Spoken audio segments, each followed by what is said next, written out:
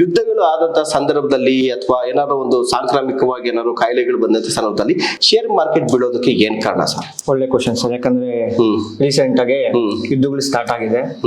Russia ಮತ್ತೆ Ukraine wars ಆದಾಗ ಆಗಿರ್ಲಿ, ಸೊ ಇರಾನ್ ಮತ್ತೆ USA ಕಾನ್ಫ್ಲಿಕ್ಟ್ ಆಗಿರ್ಲಿ. ಸೊ ಇವಾಗ ಏನಾಗುತ್ತೆ ಅಂದ್ರೆ ನಾವು ಪೆಟ್ರೋಲ್ ನಾಗ್ಲಿ, ನೆಕ್ಸ್ಟ್ ಬ್ಯಾರಲ್ಸ್ ನಾಗ್ಲಿ, ಕ್ರೂಡ್ ಆಯಿಲ್ ನಾಗ್ಲಿ ಎಲ್ಲಿ ಪರ್ಚೇಸ್ ಮಾಡ್ತೀವಿ? ತುಂಬಾ ನಮ್ ಇಂಡಿಯನ್ ಮಾರ್ಕೆಟ್ ಯಾಕೆ ಇಂಪ್ಯಾಕ್ಟ್ ಆಗುತ್ತೆ ಅಂದ್ರೆ ನಾವು ಪೆಟ್ರೋಲ್ಸ್ ನಾಗ್ಲಿ, ಕ್ರೂಡ್ ಆಯಿಲ್ ನಾಗ್ಲಿ ಹೋಗ್ಬಿಟ್ಟು ಅಂತ ದೇಶಗಳಿಂದಾನೇ ಪರ್ಚೇಸ್ ಮಾಡ್ತೀವಿ. ಸೊ ಆ ದೇಶಗಳು ಯುದ್ಧ ಆದಾಗ ಓಕೆನಾ, ನಮಗೆ ಪ್ರೈಸಸ್ ನ ಬ್ಯಾರಲ್ಸ್ ನ ಯಾಕೆ ಬ್ಯಾರಲ್ಸ್ ಜಾಸ್ತಿ ಆದಾಗ, ಐ ಮೀನ್ ಯುದ್ಧಗಳಾದಾಗ ಏನಾಗುತ್ತೆ ಅಂದ್ರೆ, ಸೊ ಇವ್ರು ಈ ಕಂಟ್ರಿ ಯಾರು ವಿರುದ್ಧ ನಿಲ್ತ್ಕೊಳುತ್ತೆ, ಯಾರ ಪರ ನಿಲ್ತ್ಕೊಳುತ್ತೆ ಅಂತ ಕ್ವಶನ್ ಬರುತ್ತೆ ಅವ್ರ ಕಂಟ್ರಿಗೆ. ಅವ್ರ ಕಂಟ್ರಿ ಪರ ನಾವು ನಿಲ್ತ್ಕೊಂಡಿಲ್ಲ ಅಂದ್ರೆ ನೀವು ಪೆಟ್ರೋಲ್ ಕೊಡೋದು ನಿಲ್ಸ್ತೀವಿ ಅಂತ ಸ್ಟಾರ್ಟ್ ಮಾಡ್ತಾರೆ. ಅವಾಗ ನಮ್ಮ ಹತ್ರ ಎಷ್ಟು ಸ್ಟಾಕ್ ಇದೆ? ಸೊ 100 ರೂಪಾಯಿ ಇರೋ ಪೆಟ್ರೋಲ್ ಡಿಮ್ಯಾಂಡ್ ಏನಾಗುತ್ತೆ, ಬರ್ತಾನೆ ಇರುತ್ತೆ, ಬಟ್ ಸಪ್ಲೈ ಇದೆಯಾ? ಇಲ್ಲ. ಸಪ್ಲೈ ಡಿಮ್ಯಾಂಡ್ ಈಕ್ವಲ್ ಆಗಿದ್ದಾಗ ಕರೆಕ್ಟ್ ಆಗಿ ನಡೆಯುತ್ತೆ. So when there is a lot of demand but ಅದೇ ರೇಂಜ್ ಸಪ್ಲೈ ಇಲ್ಲ ಅಂದಾಗ ಸೊ ಪೆಟ್ರೋಲ್ ರೇಟ್ ಜಾಸ್ತಿ ಆಗುತ್ತೆ. ಈ ಪೆಟ್ರೋಲ್ ರೇಟ್ ಜಾಸ್ತಿ ಆದಾಗ, ಕ್ರೂಡ್ ಆಯಿಲ್ ರೇಟ್ ಜಾಸ್ತಿ ಆದಾಗ ಏನಾಗುತ್ತೆ ಅಂದ್ರೆ ಬಿಸ್ನೆಸ್ ಇಂಪ್ಯಾಕ್ಟ್ ಆಗುತ್ತೆ. ಹೆಂಗೆ? ಇವಾಗ ನಾನು ಟ್ರಾನ್ಸ್ಪೋರ್ಟ್ ಬಿಸ್ನೆಸ್ ಇದೆ, ಓಕೆನಾ. ಸೊ ಫಾರ್ ಎಕ್ಸಾಂಪಲ್ ನಾನು ಇಲ್ಲಿಂದ ಎಲ್ಲಿಗೂ ಹೋಗ್ಬೇಕು. ಫಾರ್ ಎಕ್ಸಾಂಪಲ್ ನಾನು ಗೂಡ್ಸ್ ನ ಮೈಸೂರಿಂದ ಬೆಂಗಳೂರು ಸಾಗಾಣಿಕೆ ಮಾಡ್ಬೇಕು. ಪೆಟ್ರೋಲ್ ಕಾಸ್ಟ್ ನಾರ್ಮಲ್ ಆಗಿ 10,000 ಆಗೋದು, ಅವಾಗ 12-13,000 ಆಗುತ್ತೆ. ಅವಾಗ ನಿಮ್ಗೆ ಏನಾಗುತ್ತೆ, ನನಗೇನಾಗುತ್ತೆ? So ಕಸ್ಟಮರ್ಗೂ ಬಾರಾನೆ, okay, ಕಂಟ್ರಿಗೂ ಬಾರಾನೆ. ಅವಾಗ ಕಸ್ಟಮರ್ ಏನ್ ಮಾಡ್ತಾನೆ, 10 ರೂಪಾಯಿ ಇರೋ ಪ್ರೈಸ್ ನ 12 ರೂಪಾಯಿ ಮಾಡ್ತಾನೆ. ಸೊ ಈ ತರನು ಕಾನ್ಫ್ಲಿಕ್ಟೆನ್ಸಸ್ ಆಗ್ತಾ ಇರುತ್ತೆ ಯುದ್ಧಗಳಾದಾಗ.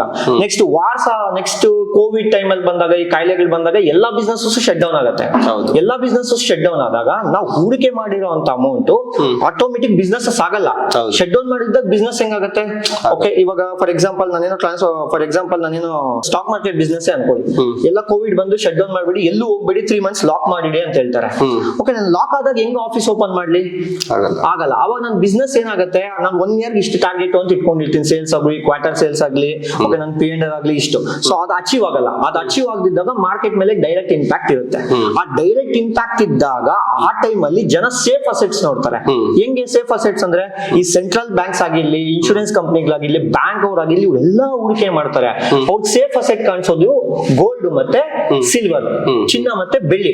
ಆ ಸೆಂಟ್ರಲ್ ಬ್ಯಾಂಕ್ಸ್ ಅವಾಗ ಏನ್ ಮಾಡ್ತಾರೆ ಅಂದ್ರೆ ತುಂಬಾ ತಗೊಳಕ್ ಹೋಗ್ತಾರೆ. ಈ ತರ ಕೋವಿಡ್ ಬಿದ್ದಾಗ ಆಗಿರ್ಲಿ, ಈ ತರ ವಾರ್ ಸಿಚುವೇಶನ್ ಇದ್ದಾಗ ಆಗಿರ್ಲಿ, ಸೆಂಟ್ರಲ್ ಬ್ಯಾಂಕ್ಸ್ ಆಗಿರ್ಬೋದು, ದೊಡ್ಡ ದೊಡ್ಡ ಇನ್ಸ್ಟಿಟ್ಯೂಷನ್ ಪ್ಲೇಯರ್ಸ್ ಆಗಿರ್ಬೋದು, ಗೋಲ್ಡ್ ನ, ಸಿಲ್ವರ್ ನ ಸೇಫ್ ಹೆವೆನ್ ಅಂತಾರೆ. ಈ ಸೇಫ್ ಹೆವೆನ್ ಅಲ್ಲಿ ಇನ್ವೆಸ್ಟ್ ಮಾಡ್ತಾರೆ. ಅವ್ರು ಸ್ಟಾಕ್ಸ್ ಅಲ್ಲಿ ಇನ್ವೆಸ್ಟ್ ಮಾಡೋದಕ್ಕಿಂತ, ಸ್ಟಾಕ್ ಮಾರ್ಕೆಟ್ ಅಲ್ಲಿ ಇನ್ವೆಸ್ಟ್ ಮಾಡೋದಕ್ಕಿಂತ ಇದ್ರ ಮೂವ್ ಆಗ್ತಾರೆ. ಅವಾಗ ಡಿಮ್ಯಾಂಡ್ ಬಂದು ಗೋಲ್ಡ್ ಬೆಳೆಯುತ್ತೆ. ಇದು ಮೈನ್ ರೀಸನ್ ಆಗಿರುತ್ತೆ ಗೋಲ್ಡ್ ಬೆಳೆಯೋಕೆ. ನೀವು ನೋಡಿ ಕೋವಿಡ್ ಅಲ್ಲಿ ಕೂಡ ಗೋಲ್ಡ್ ಬೆಳೆದಿದೆ, ಇವಾಗ ಗೋಲ್ಡ್ ಬೆಳೆದಿದೆ. ಯಾವಾಗ ಶೇರ್ ಮಾರ್ಕೆಟ್ ಬೀಳುತ್ತೋ 99% ಅವಾಗ ಗೋಲ್ಡ್ ಮೇಲೆ ಎದ್ದೇಳುತ್ತೆ. ಯಾವಾಗ ಗೋಲ್ಡ್ ಬೀಳುತ್ತೋ ಅವಾಗ ಶೇರ್ ಮಾರ್ಕೆಟ್ ಮೇಲೆ ಎದ್ದೇಳುತ್ತೆ.